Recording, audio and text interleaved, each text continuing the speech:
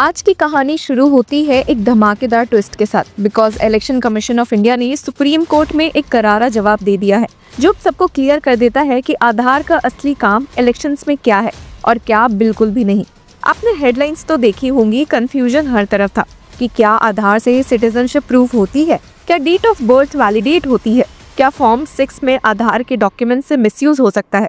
पर ईसीआई ने एक लाइन में सारी बातें खत्म कर दी। Aadhaar is being used only to verify the identity of applicants seeking inclusion in electoral rolls and not as proof of citizenship. बस अब इससे ज्यादा सीधा जवाब कोई दे ही नहीं सकता। अभी स्टेटमेंट ईसीआई ने अपने एफिडेविट में सुप्रीम कोर्ट को दिया जब एडवोकेट अश्विनी कुमार उपाध्याय ने एक इंटरलोकेटरी एप्लीकेशन फाइल की थी। अब उनका मेन कंसर्न ये था कि फॉर्म 6 जो नए वोटर्स के रजिस्ट्रेशन के लिए होता है उसमें आधार को डेट ऑफ बर्थ के प्रूफ के तौर पर यूज किया जा रहा है और इसे रोकना चाहिए। उन्होंने स्पेसिफिकली डायरेक्शंस मांगा था कि Aadhaar must not be used as proof of date of birth, पर ईसीआई ने कामली पर सॉलिड लीगल बैकिंग के साथ कहा कि एग्जिस्टिंग लॉज ऑलरेडी आधार को स्ट्रिक्टली आइडेंटिटी तक ही लिमिट करते हैं और इसीलिए उनका जवाब एक तरह का टेक्स्ट बुक एग्जाम्पल है कि कैसे इंस्टीट्यूशंस लॉ के अंदर ही स्टे करते हुए क्लैरिटी लेती है। अब ईसीआई ने अपने एफिडेविट में क्लियर लिखा है कि Aadhaar is only being used as a proof of identity under section 23 subsection 4 of the representation of the people act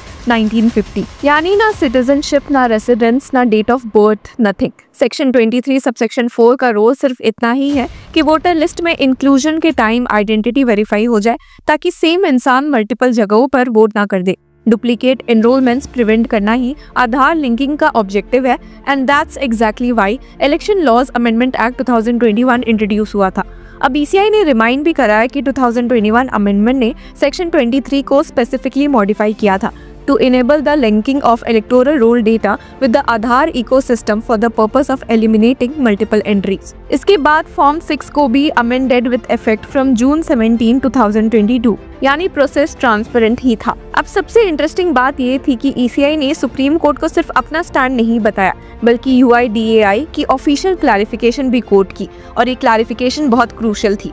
अब यूआईडीएआई का ऑफिशियल मेमोरेंडम डेटेड 22/8/2023 क्लियरली बोलता है कि Aadhaar is not proof of citizenship, Aadhaar is not proof of residence, Aadhaar is not proof of date of birth. अब इस line को सुनकर तो सारी डिबेट अपने आप हवा हो जाती है क्योंकि जिसका आधार है वो भी जानता है कि आधार बनाने के टाइम तो कोई सिटीजनशिप वेरिफिकेशन होता ही नहीं। पर फिर भी पब्लिक स्पेस में मिसकंसेप्शंस इतनी बड़ी हो गई थी कि सुप्रीम कोर्ट तक मैटर पहुंच गया। ईसीआई ने अपने एफिडेविट में section 9 of the Aadhaar act 2016 को भी कोट किया कि the Aadhaar number is not proof of citizenship और रेसिडेंस। ये लाइन लॉ में रिटन है, कार्व्ड इन स्टोन। इसलिए ईसीआई का ये कहना कि आधार सिर्फ आइडेंटिटी प्रूफ है कोई नई बात नहीं है, बस लॉ को रिपीट करना है।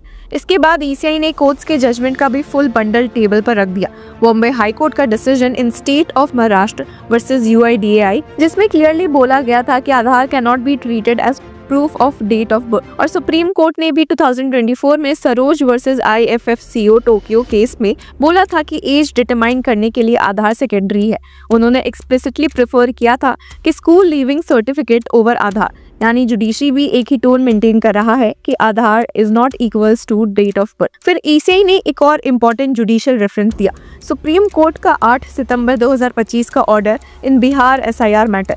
कोर्ट ने अलाउ किया था आधार को one of the documents for enumeration, लेकिन साथ ही स्ट्रिक्टली क्लैरिफाई किया था कि आधार में be used only for identity verification while deciding inclusion और एक्सक्लूजन फ्रॉम इलेक्टोरल रोल्स। यानी सुप्रीम कोर्ट का पोजीशन भी क्लियर था कि सिर्फ आइडेंटिटी और कुछ नहीं। इस ऑर्डर के तुरंत बाद ईसीआई ने 9 सितंबर 2025 को सारे चीफ इलेक्टोरल ऑफिसर्स को डिटेल्ड इंस्ट्रक्शंस भी इशू किए थे जिसमें लिखा था कि use Aadhaar card as proof of identity and not as proof of citizenship in terms of section 9 of the Aadhaar Act 2060 and section 23 subsection 4 of the RP Act 1950।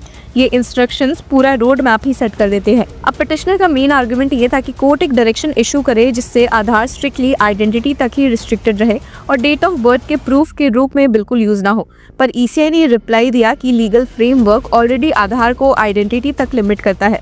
उन्होंने exact statement दिया, The legal framework limits the use of Aadhaar strictly to identity purposes and the Commission's instructions are fully aligned with the statutory scheme। यानी कोई loop hole था ही नहीं जिसको fix करने की जरूरत पड़ती। अब सुप्रीम कोर्ट ने भी लास्ट वीक की हियरिंग में क्लियर किया था कि एडवोकेट उपाध्याय को कि so long as section 23 subsection 4 of the RP Act allows the use of Aadhaar as an identity proof, its use in Form 6 cannot be barred. A UIDAI notification cannot override a statutory provision. ये एक important legal principle है.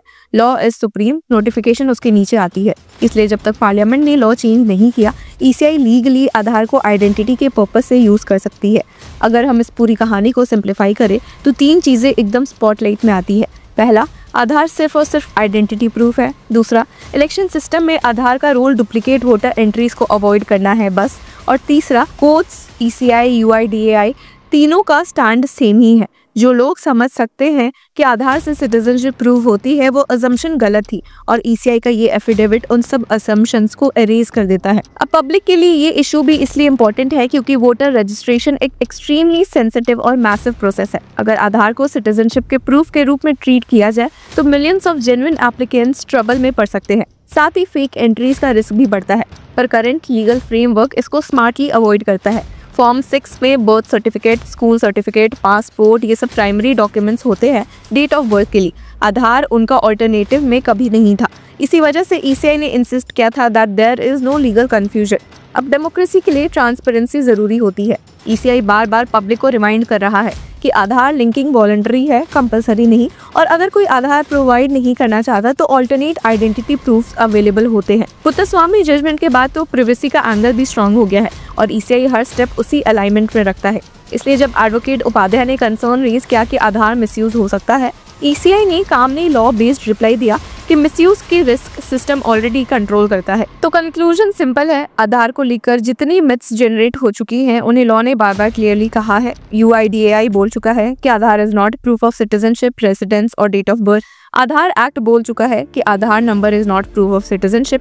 Courts बोल चुके हैं कि Aadhaar can not be treated as proof of date of birth. और ECI भी बोल चुका है कि Aadhaar is being used only to verify identity. And supreme court भी बोल चुका है कि UIDAI notifications can not override statutory provisions. और अब बात खत्म. तो व्यूअर्स, आपके इस पूरे मुद्दे पर क्या राय है हमें कमेंट सेक्शन में जरूर बताएं और तब तक के लिए कीप फॉलोइंग लॉ चक्र.